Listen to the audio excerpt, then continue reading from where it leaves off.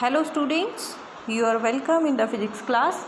Last lecture में हमने देखा था, हमने इक्वेशंस ऑफ मोशन ड्राइव किए हैं बाय कैलकुलस मेथड। उसके बाद हमने उनको जनरलाइज किया था for the freely falling object. जो नेक्स्ट टॉपिक आपका रहेगा that is the relative motion. Relative motion, this is the last topic of our chapter that is the motion in straight line. Relative motion, अब तक जो हमने पढ़ा था वो हमने एक ऑब्जेक्ट को ही मोशन में लिया था। ओके, तो अब हमने क्या करना है, एक ऑब्जेक्ट को के मोशन को दूसरे ऑब्जेक्ट के साथ कंपेयर करना है। जब रिलेटिव हम टर्म यूज़ करते हैं तो वहाँ पे आपके पास क्या होता है, हम कंपैरिजन करते हैं। जब हम रिलेटिव की बात करते हैं तो वो क्या होता है, कंपैरिजन होता है। तो रिलेटिव मोशन में हमने जो पढ़ना है that is the relative velocity.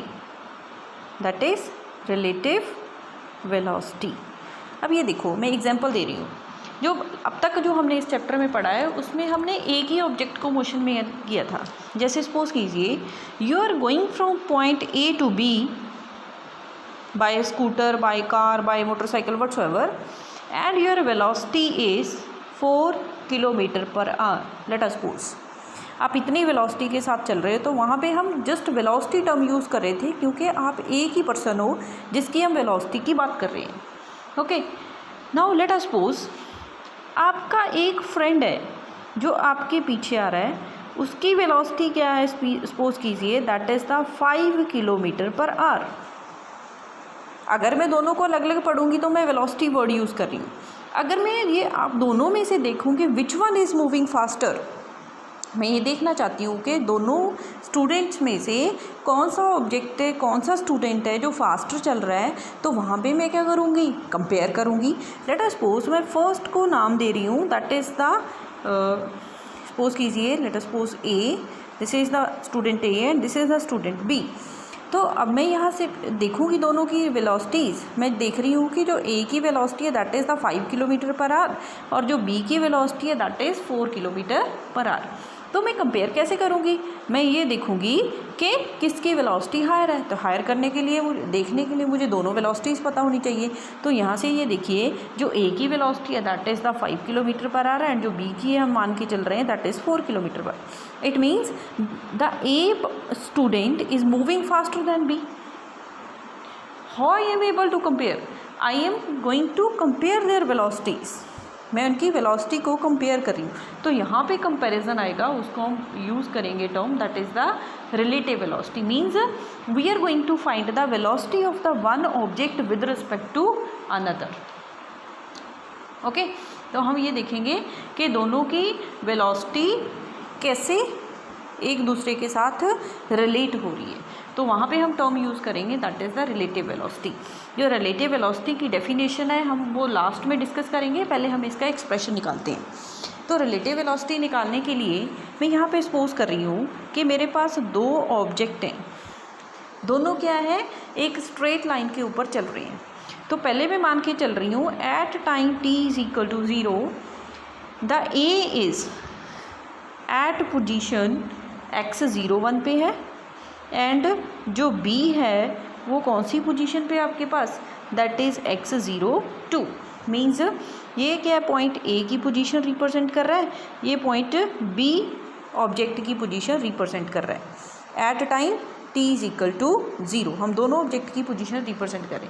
और let us suppose at time t is equal to 0 a is moving with velocity v1 and b is moving with velocity v2। Okay, now we are going to see the what is the scenario after time t। हमने ये देखना है कि t time के बाद क्या है। हम मान के चलेंगे at time t let us suppose जो आपकी a की पोजीशन है वो क्या होगी, x1 है और जो b की पोजीशन है that is x2। We are going to suppose it and suppose that the velocities are v1, a is moving with v1 and b is moving with v2। means we are going to say that कि उनकी velocities क्या हैं, uniform है। Throughout the path they are moving with same velocity. At time t is equal to 0 पे जो object A है that is at position x01, object B is at position x02, at time t A is at position x1 and B is at position x2 from origin O। Okay, तो हम यहाँ पे velocities क्या लेके चले हैं, that is the uniform velocity. अगर हम यहाँ पे डिस्प्लेसमेंट निकालें और हम वेलोसिटी की डेफिनेशन अप्लाई करें, अगर हम v1 की वैल्यू निकालना चाहते हैं तो कैसे निकालेंगे, the velocity v1 that will be equal to displacement upon time. जो डेफिनेशन रहेगी वो तो सेम रहेगी, वेलोसिटी की होती है आपके पास डिस्प्लेसमेंट अपॉन टाइम। तो ये देखिए यहाँ से जो पोजीशन टाइम t से t तक जो डिस्प्लेसमेंट कवर किया है वो कैसे निकालेंगे आप, x1 माइनस x01, तो क्या आ जाएगा आपके पास x1 माइनस x01 और टाइम कितना लगा, final time minus initial time. Okay, तो यहाँ से आपके पास आ जाएगा v1 that is equal to x1 minus x01 upon t और x1 minus x01 that is equal to v1 into T. Okay, तो यहाँ से x1 की वैल्यू निकाल लो, x1 that will be equal to x01 plus v1 t। इसको मैं नाम दे रही हूँ क्वेश्चन नंबर 1। सिमिलरली हम लिखेंगे फॉर ऑब्जेक्ट B, ये तो आप था आपके पास for object A and next is the for object B।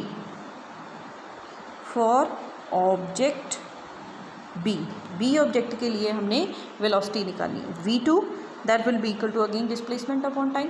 अब हमने ये देखना है कि B ऑब्जेक्ट ने t टाइम में कितना डिस्प्लेसमेंट कवर किया, that will be x2 minus x02, x2 minus x02 upon t minus 0। तो यहाँ से आ जाएगा आपके पास v2 that is equal to x2 minus x02 upon t। Cross multiply करेंगे हम यहाँ पे x2 minus x02 that is equal to v2t और यहाँ से वैल्यू निकाल लीजिए that is of the x2। Then the x2 will be equal to x02 plus v2t। This is the equation number 2। अब यहाँ से हम क्या करेंगे, इक्वेशन 2 से इक्वेशन 1 को सब्ट्रैक्ट करेंगे। सब्ट्रैक्ट इक्वेशन 2 फ्रॉम इक्वेशन 1, क्या जाएगा आपके पास x2 minus x1 that is equal to x02 plus v2t minus x01 plus v1t। अब जो x वाली टर्म्स हैं उनको कंबाइन करके अलग लिख लो और जो t वाली टर्म्स हैं उनको अलग t कॉमन ले लो। यहाँ से आ जाएगा आपके पास x2 minus x1 that is equal to x02 minus x01 plus v2 minus v1 into T. Okay, तो ये देखिए x2 माइनस x1, इसको मैं लिख रही हूँ x02 माइनस x1, इसको x0 लिख रही हूँ, v2 minus v1 into T as it है। जो आपके पास x है वो क्या है, x2 माइनस x1, इसको मैं नाम दे रही हूँ relative displacement of b with respect to a at time t। Relative displacement of b with respect to a at time t और जो x0 है that is x02 minus x01, it is the relative displacement of b with respect to a at time t is equal to 0। हमने दोनों time पे अलग अलग जो उनका रिलेटिव डिस्प्लेसमेंट फाइंड आउट किया है। तो यहाँ से इसको नाम दे रही हूँ इक्वेशन नंबर 3। हम वापस इक्वेशन 3 पे चलते हैं। तो इक्वेशन नंबर 3 को सॉल्व करेंगे, x माइनस x0 को हम लेफ्ट हैंड साइड पे ले आए that is v2 minus v1 into T. तो यहाँ पे क्या आ जाएगा आपके पास v2 minus v1 that is x minus x0 upon time t। Okay, तो जो अब हमने माइनस कर लिया, ये देखो जब मैंने पहले आपको एग्जांपल दी थी, हम a की वेलोसिटी ज़्यादा लेके चल रहे थे, b की कम लेके चल रहे थे। अगर हम कंपेयर करेंगे कि a कितनी वेलोसिटी ज़्यादा से चल रहा है तो हम कैसे करेंगे, 5 माइनस 4 करके 1 किलोमीटर ज़्यादा, 1 किलोमीटर पर आवर उसकी वेलोसिटी क्या है, ज़्यादा है एज़ कम्पेयर टू b। तो यहाँ पे भी क्या है, हम दो डिफरेंट टाइप पे उसकी वेलोसिटी का डिफरेंस लेके चल रहे हैं। तो इसको क्या नाम देंगे हम, relative velocity of b with respect to a। और इसको लिखने का मेथड क्या होता है, हम इसको लिखेंगे VBA, relative velocity of B with respect to A that is equal to the x minus x not by time t। तो क्या आ गई आपके पास definition, relative velocity of B with respect to A is rate of change of displacement, relative displacement of B with respect to A in time t। तो ये बनी ना, यहाँ पे हम लिख रहे हैं relative velocity of B with respect to A that is equal to rate of change of relative displacement with respect to time t between the two objects। This is the definition of relative velocity। Okay तो अब हमने इसके कुछ special cases discuss करने हैं। Special case, जो first special case है, special case क्या होता है कि मीन्स हम कुछ बाउंड्री कंडीशंस अप्लाई करके अंडर स्पेशल कंडीशन के अंदर हम इसका जो पर्टिकुलर इफेक्ट देखेंगे क्या होगा, क्या हम कंक्लूजन क्या निकाल सकते हैं। पहला है if v1 is equal to v2 means दोनों ऑब्जेक्ट्स की वेलोसिटी क्या है, सेम है। सेम होगी तो हम इक्वेशन नंबर, इसको नाम दे रही हूँ 4 और इसको नाम दे रहा हूँ 4, दिस इज़ द 5। हम फोर्थ इक्वेशन में वापस चलते हैं। इक्वेशन नंबर 4 v1 v2 के इक्वल पुट करिए तो क्या आ जाएगा, x minus x not by T that is equal to 0 और x is equal to X not. It means जितना डिस्टेंस और जितना डिफरेंस उनकी पोजीशन में एट टाइम 0 पे एग्जिस्ट हो रहा था उतना ही टाइम t पे एग्जिस्ट होगा। मतलब थ्रू आउट द जर्नी वो एक पर्टिकुलर कांस्टेंट डिस्टेंस और डिस्प्लेसमेंट पे ही रहेंगे। फॉर एग्जांपल आपके पास आप दो फ्रेंड्स हो, स्कूटर पे जा रहे हो, एक 5 किलोमीटर पर आवर से जा रहे हैं जैसे हमने पहले एग्जांपल लिया, दूसरा 4 किलोमीटर पर आवर से। दोनों के बीच में जो गैप है वो थ्रू आउट द जर्नी क्या रहेगा, सेम रहेगा, क्योंकि ना तो आप अपनी स्पीड कम कर रहे हो ना ही आपका जो फ्रेंड है वो अपनी स्पीड इंक्रीज़ कर रहा है। अगर आप दोनों की स्पीड सेम रहेगी तो क्या होगा, यू विल, जो आपके बीच में गैप एग्जिस्ट हो गया वो क्या रहेगा, आपका कांस्टेंट रहेगा। तो यहाँ से हम यही बताने की कोशिश कर रहे हैं कि x will be equal to X not. अगर हम इसका ग्राफ बनाएंगे तो ग्राफ कैसा बनेगा, ग्राफ बनेगा time t and this is the x01, this is the x02। जितना gap time t is equal to 0 पे एग्जिस्ट हो रहा है उतना गैप ही आपका थ्रू आउट का मोशन रहेगा when the both objects are moving with same velocity। okay, second case है when the velocities are unequal means v1 not equal to v2। इसके दो केस अराइज होंगे। फर्स्ट केस है v1 is greater than v2, v1 is greater than v2 means जो आपका पिछले वाला object a है वो फास्टर वेलोसिटी के साथ चल रहा है। अगर हम एग्जांपल लें, आप स्कूटर पे हो और आपका जो फ्रेंड है वो साइकिल पे है। स्टार्टिंग में आप a और आपका फ्रेंड क्या है, दैट इज़ b, और आपकी वेलोसिटी क्या है, हाई है। तो क्या होगा, पहले तो आपके दोनों के बीच का जो गैप है वो क्या होगा, कम होगा। कम होने के बाद एक पॉइंट आएगा व्हेन यू विल, आप रोड पे जा रहे हो तो उसको ऐसे क्रॉस करोगे, you will parallel to each other, और आपके बीच का जो डिस्प्लेसमेंट होगा, जो गैप होगा वो टोटली क्या हो जाएगा, ज़ीरो हो जाएगा।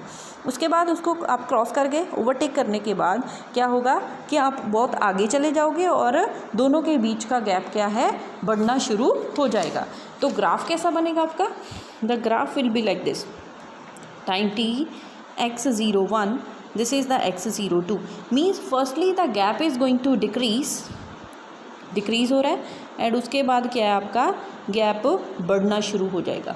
मीन्स इसको मैं कौन सा लेके चल रही हूँ, फास्टेस्ट ऑब्जेक्ट, मीन्स जो फ्रेंड स्कूटर पे जा रहा था वो ये है, और ये क्या है आपका स्लोअर वन, स्लो ऑब्जेक्ट जो साइकिल पे जा रहा था। ओके, एंड सेकेंड केस क्या हो सकता है कि जो आपका फ्रेंड ए बी है वो स्कूटर पे है और आप किस पे हो, साइकिल पे हो। तो स्कूटर वाले की स्पीड तो क्या होगी, ऑब्वियस ज़्यादा होगी, तो आपके बीच का गैप क्या होगा, that will going to increase. इसका जो सेकंड केस आएगा that will be v2 will greater than v1। तो उस केस में क्या आएगा, दोनों के बीच का जो गैप है वो क्या है आपके पास, इंक्रीज़ होता जाएगा, x01 x02 ये ऐसे जाएगा लाइक दिस। तो ये क्या आपका स्लो ऑब्जेक्ट है and this one is the fast object. Okay, अगर हम बात कर लें when the both objects move in the opposite direction, third case है when both objects move in opposite direction. पहले तो जो हमने लास्ट केस किया था उसमें हमने लेके चले थे कि दोनों क्या है, सेम डायरेक्शन में जा रहे थे। अब हम क्या मान के चलेंगे कि जो ए है, लेट अस सपोज वो इधर को जा रहा है और B is moving toward this, दोनों अपोजिट डायरेक्शन में जा रहे हैं।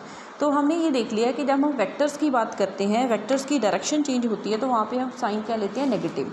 अगर हम यहाँ से वी ए बी लेंगे that will be equal to V1 minus of minus V2 कर देंगे, then V A B that will be equal to V1 plus V2. This is the relative velocity of A with respect to B when the both objects are moving in the opposite direction. Okay beta, clear? So with this our chapter first, that is the motion in straight line of unit number 2 kinematics, is complete.